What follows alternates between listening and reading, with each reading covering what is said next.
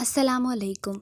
Welcome to my channel novel lab voice. तमाम video updates के लिए मेरे चैनल NLV को सब्सक्राइब करके बेल नोटिफिकेशन को ऑन कर दें। तो आइए सुनते हैं आज की वीडियो में मुसन्निफ़ा वाहिबा फ़ातिमा का novel black mirror have eyes season 1 episode number 3। वर्षा सहमी सी अपने रूम में दाखिल हुई थी। उछली तो तब जब पीछे डोर एक झटके से बंद हो गया। वो सहम का दरवाजे से लगी जब अपनी खिड़की पर किसी को बाहर की तरफ रुख किए खड़े पाया। लंबा चौड़ा शख्स। उसे झुरझुरी आई। उस शख्स की वर्षा की जाने पीठ थी। वो हिम्मत करती कदम कदम उसके करीब गई। Who are you? I am married now, leave me behind, I am someone else, get out of here. Varsha तड़क कर बोली, जानती थी राज उसकी हिफाजत कर सकता है। I know you are just mine, no need to tell. Raj मुस्कुराता कहता मुड़ा। वर्षा के पैरों नीचे से जमीन खिसकी।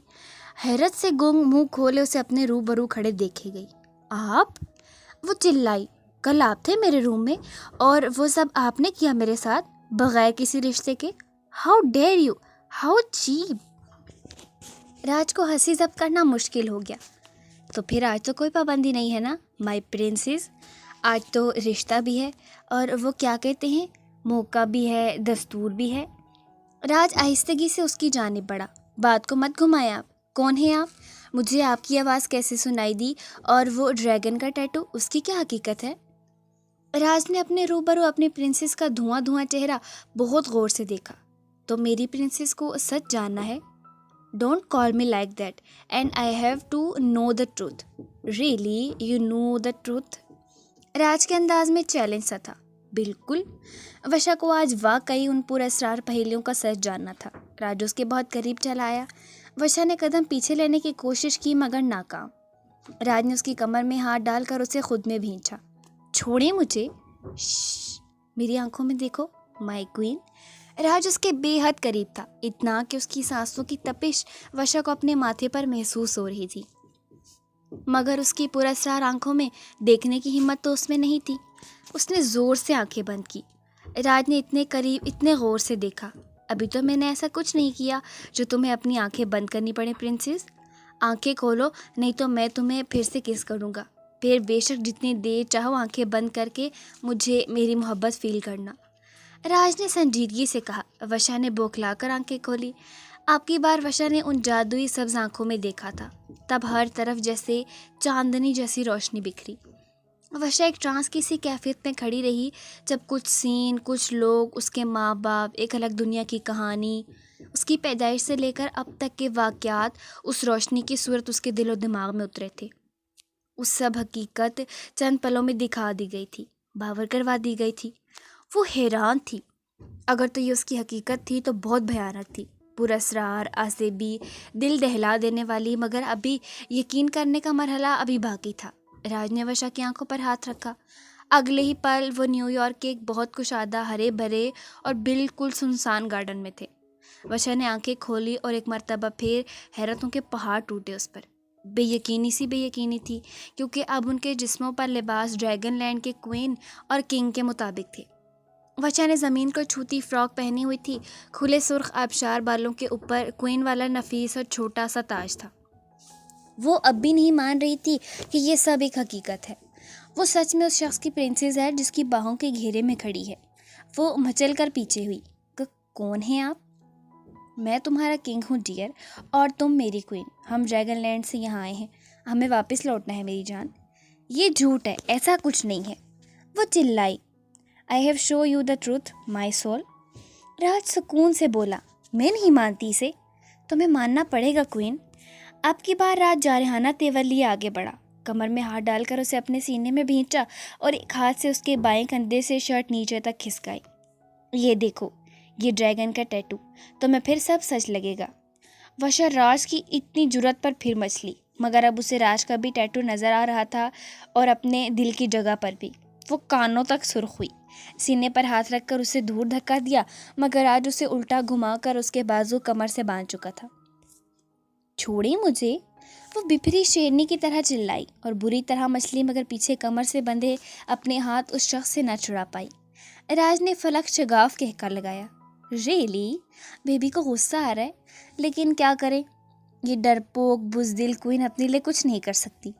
लहजा साफ मजाक उड़ाता था। वशा गुस्से से पागल हो गई जब राज ने उसे घुमाकर फिर सामने किया और उसके हाथ अपने सीने पर रखे। तब वशा का गुस्सा अपनी आखिरी हदों को छू चुका था। सही कहा ना मैंने, कॉवर्डली क्वीन। तभी वशा के राज के सीने पर रखे गए हाथों से जैसे आसमानी बिजली से निकली थी, जो राज को कई फीट दूर तक उछाल कर जमीन पर पटक गई। वशा भी लड़खड़ाती दूर जाकर गिरी थी। राज उठकर बैठा। Not bad, feels great. मगर अगले पल वशा की जानिब लपका। प्रिंसेस, उसका सर उठाकर अपने सीने पर रखा, मगर वो बेहोश थी। वशा, मैं प्रिंसेस, आंखें खोलो। वशा ने आहिस्तगी से आंखें खोली, उसे खुद पर झुके पाया, फिर उन सब्ज बोलती, लो देती, खुद की जानिब लपकती आंखों में देखा। मैं तुम्हारे साथ कहीं नहीं जाऊंगी। अब जबकि वशा को अपनी और उसकी हकीकत का पता चल चुका था, तो उसे ये खदशा था, खौफ था कि वो भयानक ड्रैगन बनकर उसे अपने पंजों में उठाकर दूर देश लेकर जाने वाला है। वो तड़प कर पीछे हटी। दूर रहे मुझसे, मैं कहीं नहीं जाऊंगी, कहीं भी नहीं। वो उठकर खड़ी हुई, राज भी खड़ा हुआ। अब तो मुझे गुस्सा दिला रही हो। राज खतरनाक हद तक संजीदा हुआ था। आप एक ड्रैगन हो ना? वो सहमी सहमी सी पीछे हट रही थी। मैं पहले कितनी दफ़ा बता चुका हूँ, a dragon won't be hurt you princess, a dragon will love you like crazy. Raj उसकी जानिब कदम बढ़ा रहा था। मेरा ड्रैगन रूप देखोगे प्रिंसेस? No never. क्यों नहीं देखना चाहोगी? राज की रगें तनी। मुझे डर लगता है। तुम्हें तुम्हारी पावर्स का एहसास तुम्हें दिला चुका हूँ प्रिंसेस। ड्रैगन लैंड की होने वाली क्वीन को डरपोक और बुज़दिल नहीं होना चाहिए। मुझे नहीं बनना कोई क्वीन, मुझे घर जाना है। वो रो पड़ी। राज ने लब खींचे। इधर आओ मेरे पास। राज ने हाथ बढ़ाया। मगर मैं प्रिंसेस, घर छोड़ दूँ, करीब आओ। राज का ज़रा लहजा सख्त था। वो लरजती कांपती ना चाहते उसके करीब आई और उसके हाथ में हाथ दिया। राज ने उसकी कमर में हाथ डालकर उसे और करीब किया। प्रिंसेस, मुझसे मोहब्बत करती हो? राज की सरगोशी से वशा की जान पर बन गई थी, क्योंकि वशा के पास अभी इस सवाल का कोई जवाब नहीं था। बहुत कम वक्त लगा था जब एक अजनबी उसकी ज़िंदगी में आया और उसकी ज़िंदगी में शामिल भी हो चुका था। इस मामाज गर्ल को तो कुछ सोचने समझने और महसूस करने का वक्त ही नहीं मिल पाया था। वशा ने जवाब देने के बजाय नज़रें चुराईं। राज बुरी तरह हर्ट हुआ। आंखें बंद करो प्रिंसेस। उसने लरज से आंखें बंद की। वो अगले पल वशा के कमरे में मौजूद थे। वशा को नरमी से छोड़ दिया। वो जाने लगा। वशा को जाने के ऊपर बेचैनी सी हुई। आप हर्ट हुए? हाँ, एक ड्रैगन प्रिंस को अगर दुनिया में कोई चीज़ हर्ट कर सकती है तो वो उसकी प्रिंसेस की बेरुखी है। वो कहता वहाँ से संजीदगी से जा चुका था। वशा सोफे पर ढह सी गई। दिमाग साई साई कर रहा था। इतनी जल्दी इस हकीकत को तस्लीम करना भी जो शेर लाने के मुतरादिफ था। राज मखसूस स्टाइल में हाथ कमर पर बांधे सर झुकाए खड़ा था। उदास हो प्रिंस? जी ग्रैंडफादर। उसने सच बोला। वक्त दो से। आगे क्या हुक्म है? उसने सर झुकाया हुआ था। नहीं तो उन आंखों की वहशत, जुनून, गुस्सा और दीवानगी तो दिल दहला देने वाली थी। ये गम गुस्सा ग्रैंडफादर को नहीं दिखाना चाहता था, मगर क्या वो अनजान थे? अगले हुक्म का इंतज़ार करो राज। बहुत जल्द मैं तुम्हें यहाँ से उसे ले जाने की इजाज़त दे दूँगा। जी ग्रैंडफादर। उसे सुकून आया। तुम एक मरतबा क्यों नहीं चले जाते ड्रैगन लैंड? ग्रैंडफादर, मैं चाहता था कि प्रिंसेस के साथ ही जाऊँ। हो आओ एक मरतबा प्रिंस। क्वीन के इस्तकबाल की तैयारियां भी तो करो जाकर। ग्रैंडफादर उसकी तवज्जो बटाना चाहते थे शायद। ठीक है, जैसे आप कहें। अभी चला जाता हूँ, सुबह तक लौट आऊँगा। वो कहता उसे मिरर में दाखिल हो गया। उसके आगे बढ़ने से मिरर में ब्लैक होल हो गया। अगले दिन वो सब इग्नोर करती कॉलेज के लिए निकली। ग्रे टॉप के ऊपर ब्लैक लेदर जैकेट, स्कार्फ और ब्लैक ट्राउज़र। सादगी में भी गज़ब ढा रही थी। जब राज पार्किंग की जानिब आया, उसकी सांस फिर अटकी। वो ब्लैक पैंट, ब्लू शर्ट के ऊपर ब्लू जैकेट में बेहद हैंडसम और डैशिंग लग रहा था। वशा ने ग्लासेस के पीछे पहली मर्तबा उस शख्स पर गौर किया। सारी रात उसके दिमाग में बस राज की बातें, वो सब हकीकतें घूमती रहीं। सारी रात सुकून से सो नहीं पाई। चलो प्रिंसेस, कॉलेज छोड़ दूँ। I said don't call. वशा की बात पूरी होने से पहले ही हलक में कांटे से उग गए। बैकबोन में सरसराहट हुई जब सन ग्लासेस उतार कर राज ने उसे सर्द, बेतासुर और वहशत ज़्यादा सी निगाहों से देखा। वो खामोशी से ड्राइविंग सीट पर बैठा। वशा उसके साथ बैठ गई। रात की तरह कॉलेज ले जाते मुझे? वशा ने यूं ही बात स्टार्ट करने को बोला क्योंकि उसकी खामोशी आज उसको खिल रही थी। इसलिए कि मेरे बहुत करीब आना पड़ता, आ जाती। राज की बात पर उसने पहलू बदला, मगर राज अपनी बेवकूफ़ क्वीन को ये नहीं बता पाया कि दिन में और इंसानों के सामने उन्हें अपनी पावर्स यूज़ नहीं करनी है। वो कॉलेज पहुंचे, गाड़ी गेट से अंदर गई। राज ने ब्रेक लगाई और उसके साथ गाड़ी से बाहर निकला। वशा ने महसूस किया वहाँ मौजूद तकरीबन हर लड़की की नज़र राज पर थी। कुछ तो उसके करीब ही चली आई थी, मगर वो आहिस्तगी से चलता वशा के सामने आया, जो कई लड़कियों को आग लगा गया। हर कोई जैसे उसके लंबे चौड़े हैंडसम सब्ज आंखों वाले पुरकशिश तरीन मर्द की तवज्जो हासिल करना चाहती थी। वापसी पर लंच के लिए चलोगी प्रिंसेस? मैं जिमी को बता चुका हूँ, राज ने पूछा। उसके और राज के बीच 2 कदम का फासला था, जो वशा ने बिल्कुल बेख्तियारी 1 कदम आगे आकर मुख्तसर किया। यस, मैं चलूँगी आपके साथ, बल्कि वेट करूँगी आपका। वह मुस्कुराकर बोली। मलकियत का एहसास था जो वशा को उन सब बेगैरत लड़कियों के अमल से आग लगा गया था। राज भी उसे ऑब्जर्व कर चुका था कि वो उस वक्त क्या फील कर रही है, इसीलिए उसकी अहमियत जाहिर करने वो ज़रा सा झुका और उसके बालों में उंगलियां फंसा कर माथे पर अकीदत से लब रखे। गुड, मैं जल्द आऊँगा। गाल प्यार से थपथपाया। वो कहता बेनियाज सा गाड़ी में बैठकर किसी को भी देखे बगैर वहाँ से जा चुका था। वशा मुस्कुराई। हे वशा, ये कौन था? एक मगरबी लड़की से रहा ना गया। मेरा हस्बैंड था। कोई तकलीफ? वशा काट खाने को दौड़ी। हस्बैंड के नाम पर सब चौंकी। वशा तान फन करती अकड़ कर अंदर नेहा के पास जा चुकी थी। वशा कॉलेज की कैंटीन में नेहा के साथ बैठी थी। पूरे कॉलेज में डरपोक और बुज़दिल मशहूर थी, इसीलिए हर सीनियर लड़की उसकी रैगिंग करने से ज़रा नहीं चूकती थी, खासकर कमीला। उससे बहुत सीनियर थी, इंडियन थी, बेहद पुरकशिश पर खरदिमाग लड़की। अपने इस कदर पुरकशिश सांवले रंग से कम्प्लेक्स का शिकार थी। वशा से तो ख़ास तौर पर बैर बांध रखा था। खारबाजी में अक्सर वो उससे बहुत घटिया मजाक करती थी, मगर वशा कभी नेहा की वजह से बच जाती तो कभी उसका शिकार बन जाती। अब भी कमीला कैंटीन में मौजूद थी। जब से राज को देखा था पागल हो चुकी थी और अब खूंखार नज़रों से वशा को घूर रही थी। पूरे कॉलेज में वशा के हस्बैंड के टॉपिक पर गुफ्तगू हो रही थी। आज वशा का एटीट्यूड भी तो देखने के लायक था। वो डरी सहमी वशा आज गर्दन अकड़ाए पूरे कॉलेज में घूम रही थी। कमीला ने इशारा किया। वो और उसकी 4 फ्रेंड्स वशा के टेबल की जाने बढ़ी। वशा ने आज बगैर देखे ख़तरे को अपनी जाने बढ़ते महसूस कर लिया, क्योंकि उनकी तरफ उसकी पीठ थी। एक मर्तबा तो दिल ज़ोर से धड़का, मगर भारी गंभीर आवाज़ कानों में गूंजी। Don't be afraid my queen, I am always with you. Vasha को सुकून आया और वह मुस्कुराई। वशा, वो पागल कमीला हमारी तरफ आ रही है। नेहा घबराई, मगर वशा को स्टिल हंसते देख हैरान हुई। उधर अपनी यूनी में अपनी क्लास में बैठे राज के कानों में एक सुरीली मीठी आवाज़ गूंजी। You have no other work to do but keep an eye on मी।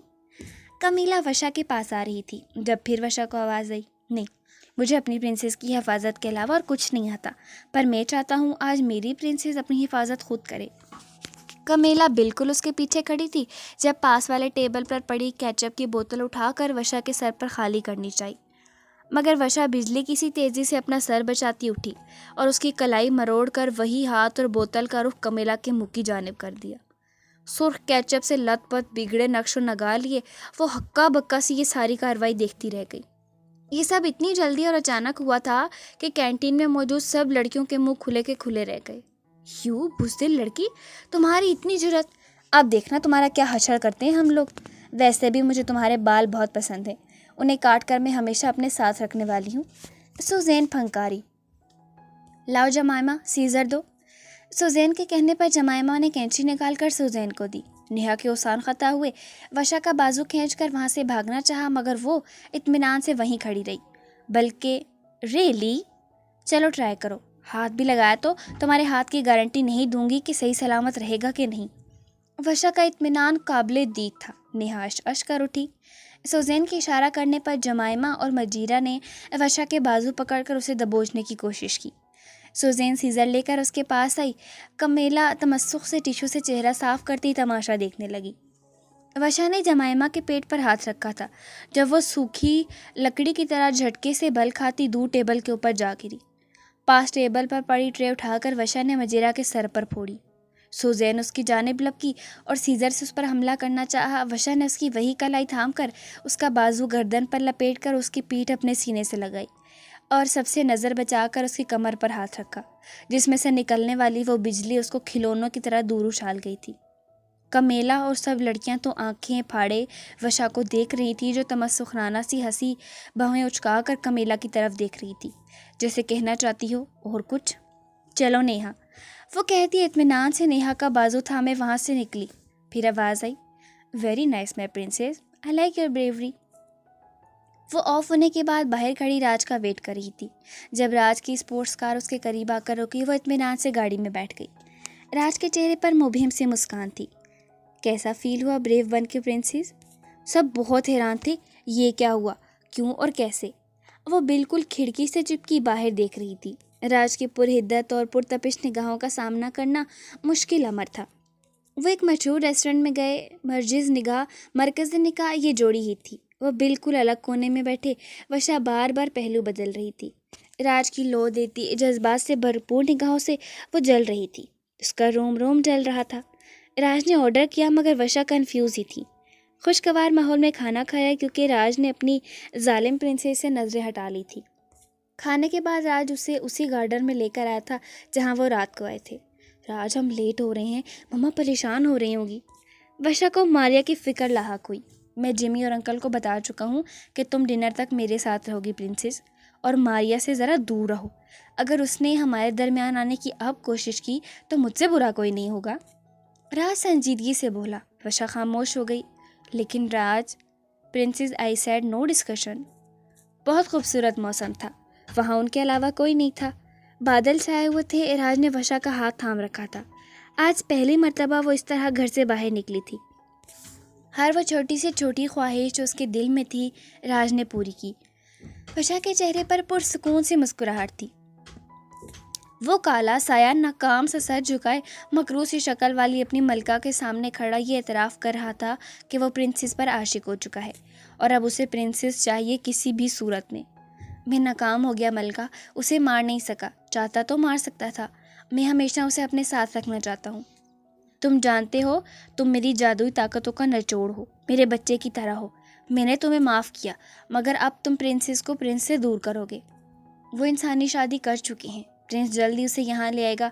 अगर यहाँ उनका मिलन हो गया तो वो किंग और क्वीन बन जाएंगे। अगर ऐसा हो गया तो मेरा बरसों का मकसद पूरा नहीं हो पाएगा, और मैं ख़ुद को और तुम सबको जहन्नुम रसीद कर दूँगी। मेरे पास एक और तरकीब भी है मलका, आपकी ड्रैगन लैंड पर कब्ज़ा करने की। और वो क्या है? आप प्रिंसेस का रूप धार कर क्वीन बन सकती हैं। इससे आपको किंग मिल जाएगा और मुझे मेरी प्रिंसेस। ओह, ये तो मैंने सोचा ही नहीं, लेकिन ये अमल बहुत ख़तरनाक है। जानते हो, मुझे अपनी तमाम ताकतें लगाकर रूप बदलना होगा, और अगर नाकाम हो गई तो मेरी मौत तय है। अगर ड्रैगन लैंड को पाना है तो हर चीज़ दाव पर लगा दो मलका। लगा दूंगी, हर चीज़ दाव पर लगा दूंगी। मैं ही क्यों बनूंगी ड्रैगन लैंड की। वो सुहाने सपने देखती बुलंद कह के लगा रही थी। एक दूसरे की संगत में एक हसीन तरीन शाम गुजारने के बाद उन्होंने डिनर किया। वशा तो दुनिया भूल चुकी थी। कभी इतनी आज़ादी महसूस ही नहीं की जितनी आज इस दिन महसूस की थी। वो इतनी सी शाम में उसे जाने दुनिया के किस किस कोने में घुमा चुका था। मगर डिनर के बाद वशा ने घर जाने का शोर मचा दिया तो राज को हंसी आई। फिर वो घर आ गए। वो लाउंज में दाखिल हुए थे। राज मारिया के बिगड़े तेवर ऑब्जर्व कर चुका था। जिमी खुश दिली से उन दोनों की जाने बढ़ा। कैसा लगा मेरी डॉल को? खूब इन्जॉय किया ना? यस भैया, बहुत इन्जॉय किया, वो मुस्कुराकर बोली, मगर मारिया के बिगड़े तेवर की वजह से बेचैन सी हुई। राज जा चुका था, वो भी अपने रूम में आ गई। कुछ ही देर में मारिया उसके पीछे रूम में आई। कहाँ आवारागर्दियाँ करती फिर रही हो वशा? मैंने तुम्हारी परवरिश ऐसी तो ना की थी कि तुम ऐसी निकलो। मम्मा, मैं राज। ओ शट अप वशा, उसे तो भूल ही जाओ। ज़्यादा सर पर सवार करने की ज़रूरत नहीं है। मैं जल्दी इस ज़बरदस्ती के रिश्ते से तुम्हारी जान छुड़वाने वाली हूँ। वशा की सांस अटकी, क्योंकि वो राज को खूंखार नज़रों से मारिया को घूरते आज देख सकती थी। वो नहीं चाहती थी चाहे पालने वाली ही हो उसकी माँ को कोई नुकसान पहुँचे, पर मारिया तो जाने क्या बैर बांध कर बैठी थी राज से। मम्मा, क्या करने वाली हैं आप? मैं तुम्हारी डाइवोर्स करवाने वाली हूँ उससे, और इस बारे में तुमने जिमी या अजहर को बताया तो माफ़ नहीं करूँगी तुम्हें। पर मम्मा, वशा की जान पर बन गई, क्योंकि राज की आंखों और जिस्म में से शोले से निकल रहे थे। नो मोर आर्ग्यू, बहस नहीं चाहिए, जो कहूँगी करती जाना। ये कहती मारिया बाहर की जानिब बढ़ी। राज झुंझुनाता मारिया के पीछे भस्म कर देने वाले अंदाज में पड़ा जब वर्षा अचानक राज और मारिया के बीच दीवार बनी थी। मारिया धार से डोर ऑटो ला करके जा चुकी थी। Princess back off immediately from the front. Raj ने दांत पीसे सख्ती से उसे कहा। रगे तन गई थी। राज प्लीज़ कूल डाउन, गुस्सा मत करें, मैं ऐसा कुछ नहीं होने दूंगी। उन्हें थोड़ी पता है कि इस निकाह से पहले ही मैं आपकी बीवी हूँ। वर्षा उसे शांत करने के लिए बोली, मगर उसकी रगे अभी भी खतरनाक हद तक तनी हुई थी। वह वर्षा के बेहद करीब चल आया। प्रिंसेस, मुझे बहुत गुस्सा आ रहा है। अगर इस दुनिया पर कोई चीज़ खतरनाक है तो वो एक ड्रैगन प्रिंस का गुस्सा है। इससे पहले मैं तुम्हारी सो कॉल्ड मदर को जलाकर राख कर दूं, कुछ ऐसा करो कि मेरा गुस्सा फ़ौरन उतर जाए। राज प्लीज़, मैं क्या करूं? वो रुहासी हुई। करीब आओ, बहुत ज़्यादा करीब। राज की फरमाइश पर वर्षा सहमी, मगर लरसते कांपते उसके बहुत करीब चली आई। राज ने उसकी कमर में हाथ डालकर उसे सीने में भींचा और उसके बालों में अपना मुंह दे लिया। गुस्से की शिद्दत से राज का जिस्म यूं तप रहा था कि वर्षा को लगा वो झुलस ही जाएगी। वर्षा तड़पी तो तब जब राज ने अपने सुलगते लब उसकी गर्दन पर रखे। वर्षा ने शिद्दत से उसकी शर्ट मुट्ठियों में जकड़ी। प्रिंसेस, मैं तुमसे कितनी मोहब्बत करता हूँ, जानती हो ना? यस राज। वर्षा को सांस लेना मुश्किल लग रहा था। पसीने के कतरों ने माथा भिगोया। तो फिर तुम्हें कोई एतराज़ नहीं होना चाहिए। ये कहकर राज ने उसकी गर्दन के गिर्द हाथ लपेटा और उसका चेहरा थोड़ा ऊपर उठाया। इससे पहले वर्षा कुछ समझती, राज ने उसकी बड़ी शिद्दत से लबों को अपने लबों की दस्तरस में लिया था। वर्षा की बैकबोन में सरसराहट हुई। इस शिद्दत से निढाल वो गिर ही पड़ती जब राज ने मजबूती से उसकी कमर में हाथ डालकर उसे अपने सीने में भींचकर सहारा दिया। चंद पलों में राज ने अपनी इस कदर शिद्दत से उसे दूसरी दुनिया की सैर करवा दी थी। सांस सीने में अटकी तो वर्षा ने उसकी शर्ट खींची। राज ने नरमी से उसे आज़ादी बख्शी। अभी वो अपना सांस बहाल करने की तगदों में निढाली थी जब अचानक राज ने उसे बाजू में भरा था। लाकर पेट पर नरमी से लिटाया, खुद भी उसके करीब नीम तराज हुआ। राज, ये क्या क्या कर रहे हैं आप?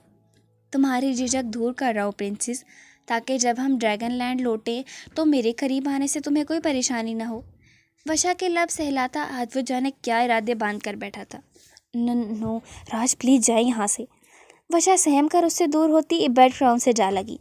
राज ने उसकी कलाई से थाम कर फिर करीब किया। प्रिंसेस, मेरे साथ ऐसा मत करो। राज के लहजे में वार्निंग थी। वर्षा की आंखें भीग गई। उसका खौफ और आंखों की वहशत देखकर राज झटके से वहाँ से उठा और अपने रूम में आ गया। जितने शदीद गुस्से में वो अपने रूम में आया था, उतनी ही बड़ी खुशखबरी उसकी मुंतज़िर थी। ब्लैक मिरर के होल से आती ग्रैंडफादर की आवाज़ ने उसे उसकी ज़िंदगी की सबसे अच्छी खबर सुनाई। राज, वक्त आ गया है। ब्लैक विच के जुल्म सितम ने ड्रैगन लैंड पर कहर ढाया हुआ है। प्रिंसेस को लेकर फ़ौरन ड्रैगन लैंड पहुँचो और ब्लैक विच का सर कलम कर दो। अब बस बहुत हुआ। क्या सच में ग्रैंडफादर? मैं हर तरह से तैयार हूँ, मगर याद रखना प्रिंस, तुम्हारे और प्रिंसेस के ख़िलाफ़ उसकी साजिशें भी उरूज पर हैं। तुम्हें हर कदम फूंक फूंक कर रखना है। प्रिंसेस की हिफाजत अपनी जान से बढ़कर करनी है। जी ग्रैंडफादर, मुझे मालूम है। ठीक है, तैयारी करो, कल तक का वक्त है। जैसा आपका हुक्म ग्रैंडफादर। राज के चेहरे से पुरस्रार सी मुस्कान थी। खुश कौन न होता अपने असल की तरफ लौटने पर, और वो दोनों तो थे ही यहाँ पर अजनबी। राज अजहर और जिमी के बिल्कुल सामने बैठा था और अपना मुद्दा बयान किया। बड़ी इमरजेंसी हो गई अंकल, ख़ानदानी बिजनेस में 100 तरह के मसाइल पैदा हो गए हैं, इसलिए मुझे फ़ौरन वाशिंगटन शिफ्ट होना होगा और मैं चाहता हूँ आप वर्षा को भी मेरे साथ रुखसत कर दे। मगर इतनी जल्दी बेटा, अभी तो उसकी एजुकेशन। अंकल, आप उसकी फ़िक्र मत करें, मैं उस पर कोई ज़िम्मेदारी नहीं डालने वाला, बल्कि वो एजुकेशन भी कंप्लीट करेगी। आप उस चीज़ की फ़िक्र मत करें। राज ने सफ़ेद झूठ बोला। मगर उसकी मदर, प्लीज़ अंकल, मेरा आप लोगों और वर्षा के अलावा दुनिया पर कोई नहीं है। आप मुझे समझने की कोशिश करें। मैं आप लोगों के साथ रहकर अब अकेला नहीं रह पाऊँगा। सर्वेंट्स की फ़ौज है, मगर मुझे किसी अपने की ज़रूरत है। आप जब चाहें हमसे मिलने आ सकते हैं। डैड, जाने देना वर्ष को राज के साथ, हस्बैंड है उसका। Please dad. ओके, तुम हस्बैंड हो उसके, जैसा मुनासिब समझो, मैं मारिया को खुद मना लूँगा। राज ने सुकून का सांस लिया। एक मरका तो सर हुआ। वो वहाँ से अपने रूम में आया था। Servant Jabir and Debir attend. उसने अपने दिमाग में अपने ख़ास ग़ुलामों को याद किया। 2 सफ़ेद साए राज के सामने सर झुकाए हाथ बांधे खड़े थे। वो अपनी ज़बान में बात कर रहे थे जब राज ने उन्हें ऑब्ज़र्व किया। What is the command of my master? मैं ड्रैगन लैंड लौट रहा हूँ। रात को प्रिंसेस को बुला लूँगा। तुम दोनों को हमारा रूप धार कर बिल्कुल ऐसा करना जैसा कि मैं हुक्म देता रहूँ। तुम लोगों को बिल्कुल हमारी तरह एयरपोर्ट पर जाकर सफ़र करना होगा। जो हुक्म ड्रैगन किंग। ठीक है। ये कहता राज मिरर में से ड्रैगन लैंड लौट चुका था। वर्षा ढीली सी पिंक टी शर्ट और ट्राउजर में बेड पर करवटें बदल रही थी।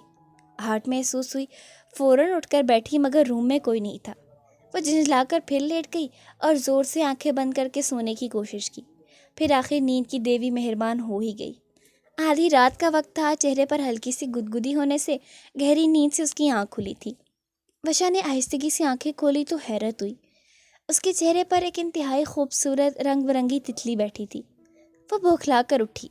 पूरे कमरे में बटरफ्लाइज थीं, मुख्तलिफ कलर साइज़ की, और वो सब सामने वाले ड्रेसिंग मिरर से निकलकर बाहर आ जा रही थी। वो ठिठक कर रही। मिरर में से रोशनी, मशहूर कौन खुशबू और ठंडी हवा भी आ रही थी। एक तजस्सुस के मारे उठी। उसके रूम के ड्रेसिंग मिरर में ये कैसा रास्ता था? फूलों पौधों से अटा कैसी राह गुजरती? वर्षा ने इधर उधर देखा। राज नहीं था।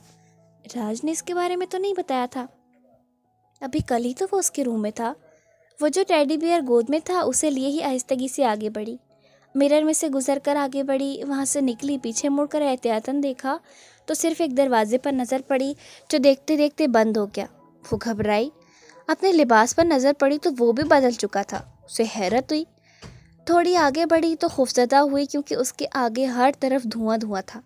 ऐसे उजाड़ जैसे पेट्रोल ढालकर आग लगा दी गई हो। काले पौधे, टूटे काले घर, हर तरफ तबाही।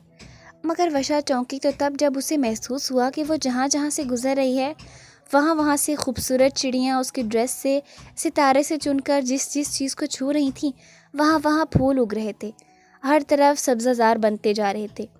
तवीलो अरीज राह गुजर थीं जिन पर वो चल रही थी। जहाँ जहाँ से गुजर रही थी बाहर आती जा रही थी। पीछे मुड़कर भी देख लेती। दरवाज़ा हनूज़ वहीं था मगर बंद था। वो चलती रही।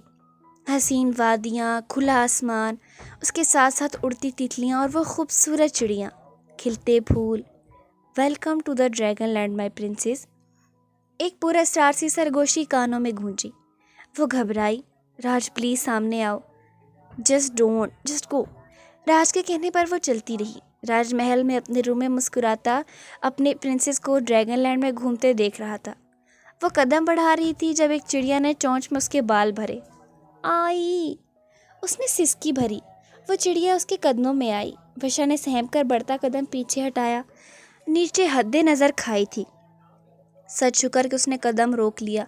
सहमी तो उस पहाड़ जितने वजूद को देखकर थी जो उस खाई में पड़ा सो रहा था। वो देव जैकल था। वर्षा तो उसके तेवर देखकर ही घबरा गई थी। सहमी तो उस वजूद को देखकर थी जो इस खाई में सो रहा था। वो देव जैकल था। वर्षा तो उसके हाथ की छोटी उंगली से भी आदी थी। वो देव हिला और करवट बदली। एक जलजला सा आया था। दरो दीवार हिल कर रह गए। वर्षा ने बेहद सहम कर चीखने के लिए मुंह खोला, मगर मेहरबान से हाथों का लम्स पहले होंठों और फिर पेट के गिर लिपटता सा महसूस हुआ। ऐसी बेवकूफ़ी मत करना प्रिंसेस, ये सिर्फ तुम्हारी चीख सुनकर जाग सकता है। हमारे एक होने से पहले जागा तो हमें ही खा जाएगा। हमारे किंग और क्वीन बनने के जागा तो हमारा गुलाम होगा। राज ने नरमी से उसके कान में कहा और वर्षा को छोड़ दिया। राज ने वर्षा को छोड़ा तो उनके ड्रैगन के टैटू में से रोशनी सी बिखरी जो एक मरतबा फिर आस पास हद्दे नज़र बहारें बखेर गई। राज, हम कहाँ हैं? कहा तो है प्रिंसेस, हम ड्रैगन लैंड में हैं। मगर डैड, मम्मा, भैया सब भूल जाओ प्रिंसेस। अजहर और जिमी को बता दिया था। आओ तुम्हें अपने लोगों से मिलवाऊँ। राज उसकी कमर में आहिस्तगी से हाथ डाले आगे बढ़ा। कुछ आगे जाकर महल की हदूद शुरू हो चुकी थी। बहुत बड़ी तादाद में लोग हद्दे नज़र सरखुशी के आलम में अपने होने वाले किंग और क्वीन को ताज़ीमन सर झुकाए फूलों की बरसात की उनका इस्तकबाल कर रहे थे। मगर वो लुटे पुटे थे जिन्होंने अपने खोए थे। मगर वर्षा उस सब से, उनके दुख और दर्द तकलीफ़ों से भी अनजान थी। वो बेतहाशा मोहब्बत और अकीदत से अपने होने वाले किंग और क्वीन के कभी हाथ चूम रहे थे, कभी पैरों में गिर रहे थे। राज उससे लिए महल में दाखिल हुआ। राज के चेहरे पर मेहरबान सी मुस्कान थी अपने लोगों के लिए। यार वर्षा, जल्दी से रेडी हो जाओ, फ्लाइट का टाइम हो रहा है। जिमी ने मसरूफ़ से अंदाज में वर्षा का डोर नॉक किया। ओके भैया, आई, मैं रेडी हूँ बिल्कुल। राज आ गए क्या? बहरूपी वर्षा ने मुस्कुराकर जिमी से पूछा। लो, वो भी आ गया। पीछे राज लगेज घसीटता आया। मारिया बहुत चीखी चिल्लाई थी, मगर अजहर के वार करने पर चुप करके एहतजाजन अपने कमरे में बंद हो गई। उसे लगा वर्षा उसे मिले बगैर नहीं जाएगी, ये जाने बगैर कि वो तो रात ही जा चुकी थी, और अब जो घर में थी वो तो छलावा थी जो कि हुक्म की पाबंद थी, और उसे मारिया की ज़रा बराबर परवाह नहीं थी। वर्षा चलें? सब तैयार थे। वो एयरपोर्ट के लिए निकलने लगे जब वर्षा ने कहा, डैड वो मम्मा। वर्षा ने मसनूई परेशानी से पूछा, छोड़ो उसे, जब गुस्सा उतरेगा तो खुद ही मान जाएगी, फिर मैं मिलाने ले आऊँगा, तुम फिक्र मत करो। Okay dad. वो घर से निकली। अजहर और जूनी उन्हें एयरपोर्ट तक छोड़ने आई। वो हंसी खुशी अंदर फ्लाइट के लिए रवाना हुए। वो महल में तख्त पर बैठे थे। राज वर्षा के करीब बैठा था। दोनों के लिबास सुर्ख सफ़ेद रंग के किंग और क्वीन के शायान शान थे। वर्षा के पैरों तक को छूती फ्रॉक में जैसे सितारे काट दिए गए थे। सर पर नफीस सा गोल्डन क्राउन, सुर्ख आबशार की तरह बाल। ड्रैगनलैंड के लोग दिलचस्पी से अपनी होने वाली मलका को देख रहे थे। कम तो उनका किंग भी नहीं लग रहा था, मगर बेहद ताकतवर प्रिंस जिससे ब्लैक विच को अब उसकी जान को खतरा था। महल बेहद खूबसूरती, अफसानवी और जादुई सा था। हर तरफ खूबसूरत चांदी और सितारों की तरह चमकते फूल और फूलों की रागुजर थी। फर्श पर या तो नरम मखमल की तरह सुर्ख घास थी या जामनी फूल। एक बहुत बड़ा देवहैकल दरख्त महल पर झुका हुआ था, जिससे मुख्तलिफ रंगों के फूल हर वक्त महल पर बरस रहे थे। राज महसूस कर रहा था वर्षा बार बार पहलू बदल रही थी। राज से कुछ कहना चाहती थी शायद, मगर आज अपने लोगों में बिजी रहा जो बड़ी अकीदत और एहतराम से अपने गम और दुख तकलीफ़ें अपने होने वाले किंग को बता रहे थे, जिसने उनके दुखों का मुदावा करना था। राज ने महसूस किया कि वर्षा थक चुकी है, क्योंकि आधी रात को राज ने उसे जगा कर बुलाया था। उसकी नींद भी पूरी नहीं हो पाई थी। हर तरफ सफ़ेद रंग लिबास में ग़ुलाम और पिंक फ्रॉक्स में खूबसूरत कनीज़ें हाथ बांधे उनके आगे पीछे खड़े थे। राज ने कनीज़ों को इशारा किया। वो फ़ौरन करीब आई। हुक्म मेरे आका। एक कनीज़ झुककर बोली, जो मैंने हुक्म दिया था वो इंतज़ाम मुकम्मल है ना? जी मेरे आका, मुकम्मल कर दिए गए हैं। ठीक है, प्रिंसेस थक चुकी हैं, उन्हें मेरे कमरे में हिफाजत से ले जाओ, मैं अभी आता हूँ। राज के हुक्म पर कनीज़ ने वर्षा की जानिब हाथ बढ़ाया, जो कि वर्षा ने थाम लिया। वह खूबसूरत रागुज़र से चलती एक बहुत बड़े गुम्बदनुमा कमरे के बाहर खड़ी थी। फिर वो वर्षा को लिए अंदर दाखिल हुई। वर्षा की हैरत से गिंग हो गई कि क्या कोई नज़ारा इतना भी खूबसूरत हो सकता है। वो कमरा नहीं, जीते जागते बाग का कोई हिस्सा लग रहा था। छतों से लटकते वो बेल जैसे बड़े बड़े फूल से हल्की सी रोशनी छनकर बाहर आ रही थी। वर्षा की नज़र जालीदार पर्दे के पीछे बड़े से बखमली नरम और गुदाज बेड पर पड़ी तो जिस्म टूटा। मुझे अकेला छोड़ दो, मैंने आराम करना है। क्या हुक्म प्रिंसेस, हम प्रिंस के आने तक यहाँ बैठी हैं, किसी चीज़ की ज़रूरत हुई तो। राज के आने की बात पर वह चौंकी। क्या मतलब? यानी राज इस रूम में? वह घबराई। नहीं, किसी चीज़ की ज़रूरत नहीं है। कनीज़ों के जाने के बाद वो थकी सी बेड पर डह गई। उफ, कितनी थकान हो रही है, जैसे मिरर से दरवाज़ा तो मैंने ही खोदा था। वो अपनी बात पर हंसती चली गई और उसकी हंसी की आवाज़ से फूलों में रोशनी तेज़ हो गई। अभी तकिए पर नरमी से लेटकर मीठी आंख लेने के मकसद से आंखें मूंदी थी कि दरवाज़ा खुलकर बंद होने और राज की आहट पर वो गड़बड़ा कर उठ बैठी।